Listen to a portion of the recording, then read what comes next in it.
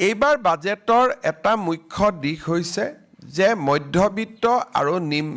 নিম্ন মধ্যবিত্ত সমাজলৈ সকাহ 12 লাখ টকাৰ লৈকে আমাৰ কোনো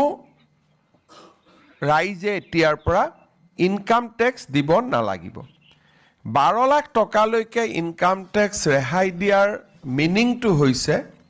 যে তৃতীয় আৰু চতুৰ্থ শ্ৰেণীৰ কোনো কৰ্মচাৰীয়ে এতিয়া ইনকাম টেক্স দিব নালাগে জুনে মাহত 1 লাখ টকা দৰমহা পায় তেওঁলোকেহে ইনকাম টেক্স দিব লাগিব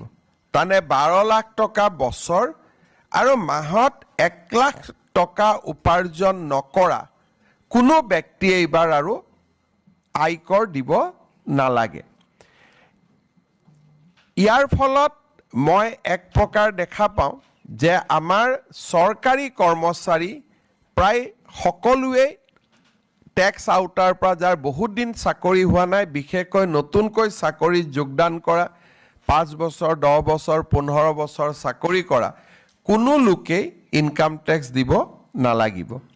ব্যক্তিগত খণ্ডটো উদ্যোগসমূহতো কাম কৰা খুব কম মানুহে ইনকাম টেক্স দিব লাগিব এক প্ৰকাৰ খুব ভাল ফাৰ্স্ট ক্লাস কন্ট্ৰাক্ট নকৰা বা ভাল কোনোবাই ব্যৱসায় নকৰিলে ইনকাম টেক্স দিয়াৰ প্ৰয়োজনীয়তাটো বহু পৰিমাণে নোহোৱা হ'ব ই ভাৰতৰ মধ্যবিত্ত সমাজখনলৈ এক বিশাল সকাহ যদি আপোনালোকে কংগ্ৰেছ চৰকাৰৰ দিনত চাই 75 বছৰ বা 60 বছৰ তেওঁলোকে চৰকাৰ চলোৱাৰ পিছত ইয়াক 3 লাখ টকালৈকেহে লৈ যাব পাৰিছিল মোদী ডাঙৰীয়াই প্ৰথমতে 5 লাখ তাৰ পিছত 7 লাখ এতিয়া 12 লাখ টকালৈকে ইনকাম টেক্সৰ পৰা সাধাৰণ ৰাইজক ৰেহাই দি